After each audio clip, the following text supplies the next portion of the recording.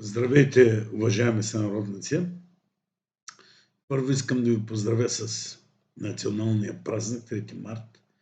Това е деня на героичното освобождение на България от 500 годишната окупация. Аз не го наричам робство, наричам го окупация, тъй като окупаторът е правил всичко, което си иска. Всичко, което си иска. Вземал е деца, жени, пълнил си е харемите, експлоатирал всичките неприродни ресурси и всичко, което е искал, без възможността на българския народ, независимо от многобройните въстания, да се освободят. Защото въстанията, липсата на достатъчно модерно оръжие в съответните въстанници, огромната империя, която разполага с огромна армия, са били обречени да загубят, да загинат въстанниците, да оставят семействата окървавени, погребали тези, които ги хранят, т.е. мъжете, и е нямало шанс без великата армия на Руската империя. Няма тук украинци, фини, не знам какви. Тук е било Руска империя.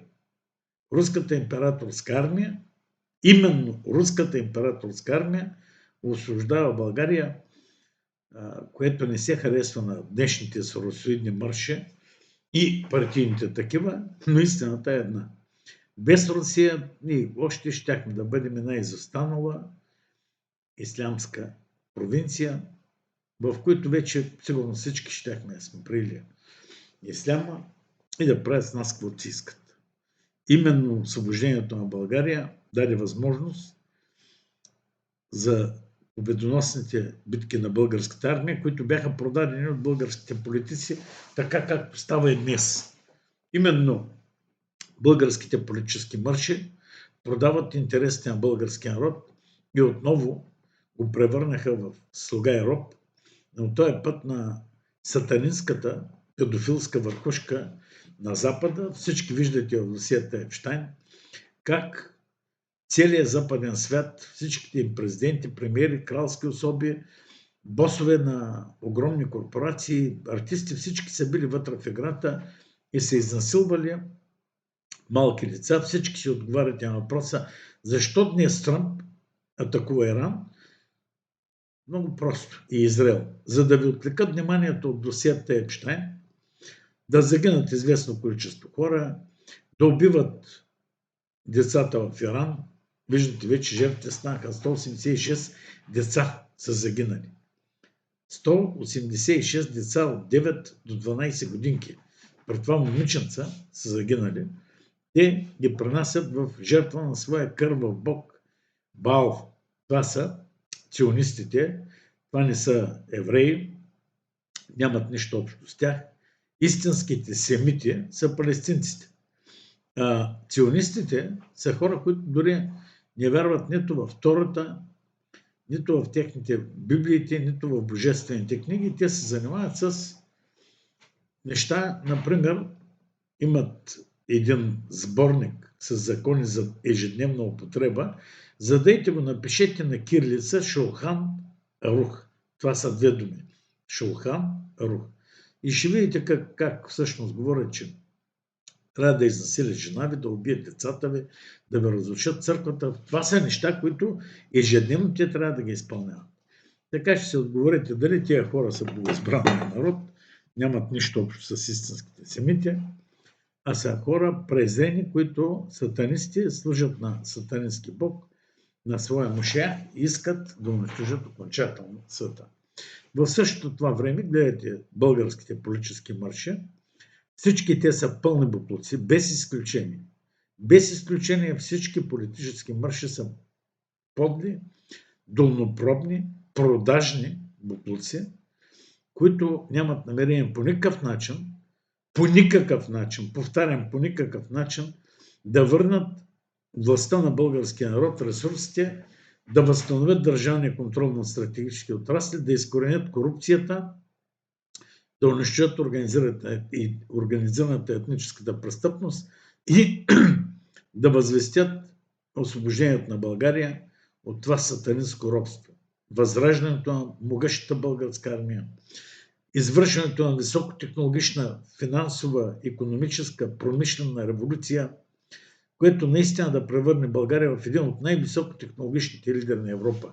На времето, предсетени в епохата на социализма, превърнаха България от една изостанала страна, в която се оре с рало, дървено рало и впрегнати волове, в наистина 28-ма в света по ръст на промишлено производство. Малка България заема 28 в света по ръст на промишлено производство в сравнение с стотици други, много по-големи и много по-уж развити държави. Сам за няколко години. Разбирате ли? Сега ние трябва да извършим подвиг, т.е. за много по-кратко време да възкресим държавата си, да вкараме роботизацията, изкуствен интелект, квантовите компютри, центровете за бази данни, да построим, ако трябва, още 2 атомни централи, за да могат да захранват страната с нужната енергия. В момента е нужна много енергия. Вместо това, гледайте, другите държави имат в момента противоатомни бункери, скривалища, има къде да спасяват народа си. Ние не разполагаме с нещо, нито имаме противозенитни комплекси. Единственият руски такъв, който седи там да пазим атомната електроцентрала, всичко друго е свършено. Всичко друго е буквално приключено. Скривалища противоатомните са унищожени, затрупани, липсват, не съществуват и всичко е останано на произвола на съдбата, превърнати са в складове, в дискотеки.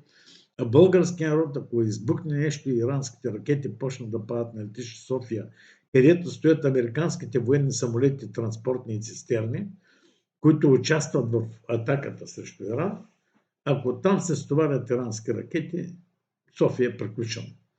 Затова съветвам софиянци да бъдат много внимателни, ако имате възможност, за известно време, докато приключи тая война, се отзовете в провинцията, при ваши близки, при роднините си, или ако имате имоти в провинцията, отидете там, докато все още имате време. Западните държави не ги мислете. Те имат бункери, собствени зенитни системи, защитават се, въпреки че видяхте, че нищо не може да спре иранските балистични ракети. Те удараха включително резиденцията на Нетаняху, щаба на 5-ти американски флот. Унищожиха щаба на военно-въздушните сили на Израел. Удариха всички американски, английски и френски военни бази на територията на Близкия изток, включително и в базата Кротири, която е английска, под контрола на англичаните в Кипър, тъй като там бяха базирани американски самолети. Същия предлог могат да използват за да ударят съвсем спокойно и летище София, защото наистина то подпомага извършването на военните операции срещу Иран. Така че ви е ясно, че нито една политическа партия няма да свърши нищо. Нито една. Повтарям, нито една няма план как да възкреси България в ускорени срокове, да прочисти страната от корупция за 3 месеца, да унищожи за 3 месеца етническата организирана престъпност и да започне великата високотехнологична индустриализация на страната с изграждането на развойни бюра, научно-изследователски институти, лаборатории за изкуствен интелект, за квантови компютри, центрове за бази данни, да извършим роботизация на промишлеността си. Нищо от това нямат намерение да правят. Виждате ги, те са някакви селски сървули, които освен да крадат и да се плещат един друг, от нищо друго не разбират. Тоест, ние имаме най-некомпетентното, продажно и некадърно ръководство в целия свят. България има най-некомпетентно ръководство. Африкански държави в момента извършват технологичен скок напред, докато нашите политически мърши, освен да крадат и фалшифицират избори, от нищо друго не разбират.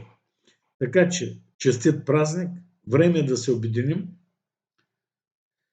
така както на шипка българските опълченци и великите несъкрушими руски войни на императорската армия воюваха рамо до рамо, за да спасят България и да бъде свободна и независима страна, която родните политически марши отново направиха зависима и докараха в България чужди окупационни военни бази. Така че народа е време да се събуди. Ако не, имайте предвид, че до година-две от страната ни няма да остане абсолютно нищо, което да може да бъде възкресено, да бъдат върнати стратегическите отрасли под контрол на народа, финансовата система, енергетиката, водоснабдяването. Нищо от това няма да остане. Да не говорим, природните ни ресурси се изнасят от една канадско-еврейска компания, златото ни се изнася на безценица по целия свят, без дори да не плащат истинско. Дори в африканските държави, ако чужди компании добиват злато, им плащат от 50 до 60% от това, което е добито. Просто им го предоставят. Добиват злато, 50-60% от злато остава за тях. Урана остава за тях, метал остава за тях. За нас единствено остава продажните шибани задници, народните политически марши. Отворете си очите и се замислете, има ли шанс за нашата страна и бъдеще, ако тези политически марши продължават да крадат и да ограбват България, или трябва да се върне отново контрола над българската държава в ръцете на българския народ. Да им изкараме всички сметки по света, сейфове, яхти, самолети, офшорни компании, милиардите, които са скрили, не само сметките, и милиардите, които има по тях, криптопортфелите им, да ги пратим в затвора и да ги заставим да върнат обратно всичко в бюджета, от когото те са откраднали. Тоест от нашите данъци, от българския народ, от вашата кръв, пот, труд и ресурси. Лека вечер на всички ви. 3 март, за съжаление, замина. Време е да вземем примерно славния подвиг на българските опълченци и да се върнем обратно в родината. Разпространяйте видеоклиповете, копирайте ги, пускайте ги навсякъде по света. Ако искате да пробудим всички българи или поне большинството от умниците, стойностните и да се възкресим ускорено родината.